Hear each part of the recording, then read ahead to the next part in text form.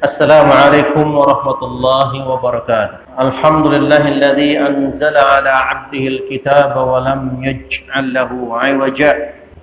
أشهد أن لا إله إلا الله وحده لا شريك له وأشهد أن محمدا عبده ورسوله لا نبي ولا رسول بعده. الله تعالى يقول: أعوذ بالله من الشيطان الرجيم. يا أيها الذين آمنوا اتقوا الله حق تقاته ولا تموتن إلا وأنتم مسلمون. وبعد. Saudaraku ma'asyiral muslimin, hadanallahu wa iyyakum. Insyaallah kita melanjutkan tema kajian kita terkait tafsir al-ahkam. Kita melanjutkan surah Al-Baqarah ayat 172 dan seterusnya insyaallah. Ayatnya, a'udzubillahi minasyaitonir rajim. Ya ayyuhalladzina amanu kulu min thayyibati ma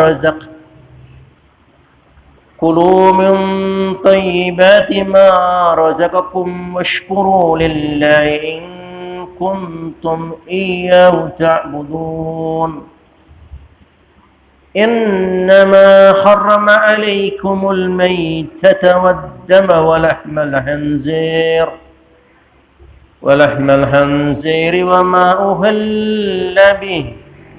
وما أهل به لغير الله فمن اضطر غير باغ ولا عاد فلا إثم عليه إن الله غفور رحيم.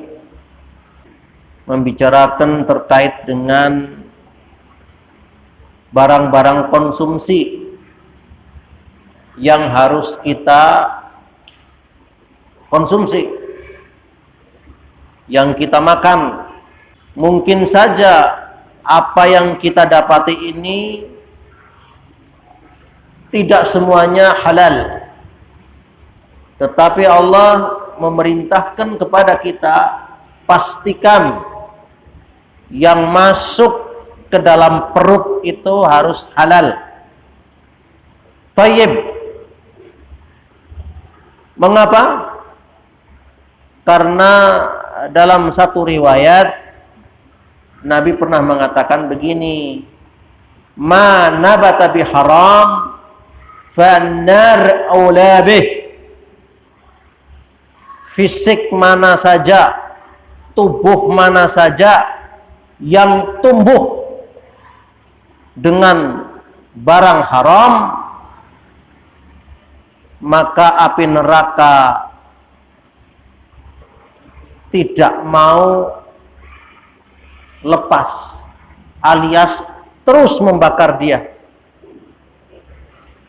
Jadi kalau fisik manusia ini ditumbuhkan dengan materi yang haram, ada dua kemungkinan. Cara mencarinya haram meskipun materinya halal, atau materinya haram gitu. Nah, nanti api neraka akan senantiasa membakar dia, tidak mau padam. Itulah sebabnya, oleh karena itu pastikan yang kita makan ini tidak harus mewah, ibu, tidak harus enak banget gitu, tidak harus. Yang penting halal, cara mencarinya maupun materinya, pastikan itu. Itulah sebabnya ayat Al-Quran mengatakan, wahai orang-orang yang beriman. Ayat ini ayat Madaniyah, karena ciri-cirinya itu berbicara tentang keimanan. Yang dipanggil orang-orang yang sudah mapan, sudah mantap imannya. Wahai orang-orang yang sudah mapan, yang sudah mantap imannya, kulu, karena kalian sudah beriman, mestinya jika mau mengonsumsi, mau makan, mau minum, min thayyibat, barang-barang konsumsi yang thayyib. Thayyib itu halalan wasihatan, halal dan sehat. Halal cara mencarinya dan halal pula materinya, sehat pula materinya. Ayat ini sekaligus menjadi perhatian kita bahwa poma di poma,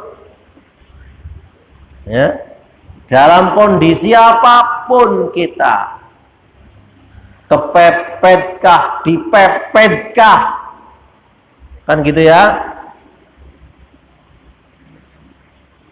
kencotenlah, kelaparanlah, poma di poma, nek arep dahar pastikan sing halal. Ingat-ingat hadis tadi. Ingat, sekali barang haram masuk ke dalam perut dan menyuburkan fisik kita, api neraka tidak mau padam. Ingat-ingat. Min thayyibat. Halal Pak. Materi ini halal, barangnya halal Pak. Gimana mencarinya? Lah niku masalahnya. Kadang-kadang kita terjebak, sing penting kan halal kena dipangan. Golete ora halal. Caranya tidak halal. Itu juga problem juga. Nah, di dunia kita dikenal dengan istilah dunia ekonomi syariah dan ekonomi kapitalis atau ekonomi konvensional.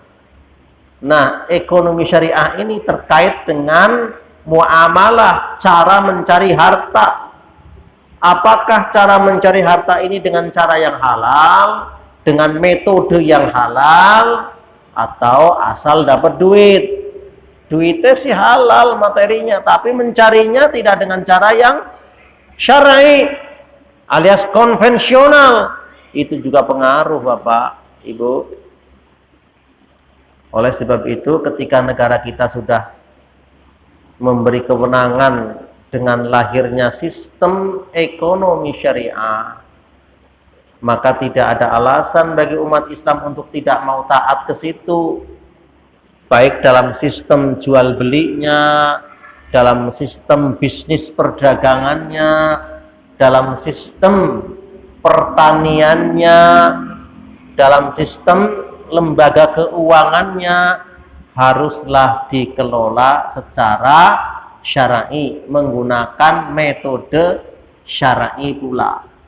Sebab kalau tidak, tah bener kue beras sing tak dapati, tapi dengan cara fadl. Fadl itu beras sekilo rojo lele dituker 5 kilo raskin langsung, itu fadl namanya. Itu riba, haram. Jenengan gadah raskin gangsal kilo, bendina mangan raskin bae lah, pera atos nang weteng.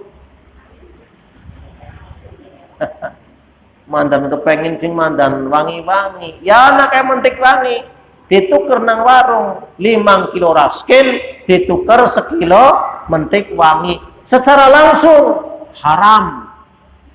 Itu namanya fadl, riba lipat ganda.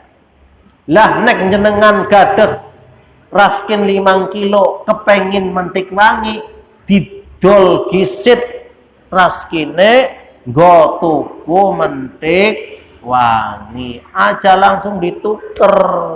Lawang kader kaya kue be maning-maning, agama kue untuk kadar-kadar. Agama kok kader kaya kue, agama kue wahyu, dasarnya jangan kader-kader. Rata-rata nang ngendi-ngendi ibu-ibu kue alasannya lawang kader kaya kue, kader maning. Nggak bisa. Harus ikuti proses wahyu. Wahyu mengatakan itu riba fadl, nggak boleh seperti itu. Jelas nggih? Lah ngenjang wong wis pengajian sih, wis ngerti nang pengajian ke ora kena yuk. Tah bener dentene 5 kilo di sekilo, tapi prakteknya bisa berbeda. Yang satu langsung tuker langsung, yang satu dijual dulu baru untuk beli yang mahal. Jadi sekali lagi, beragama itu dalilnya jangan kadar, tapi ikuti alur wahyu begitu. Thayyibat itu baru cara yang benar. Jelas nggih? belum cara yang lain.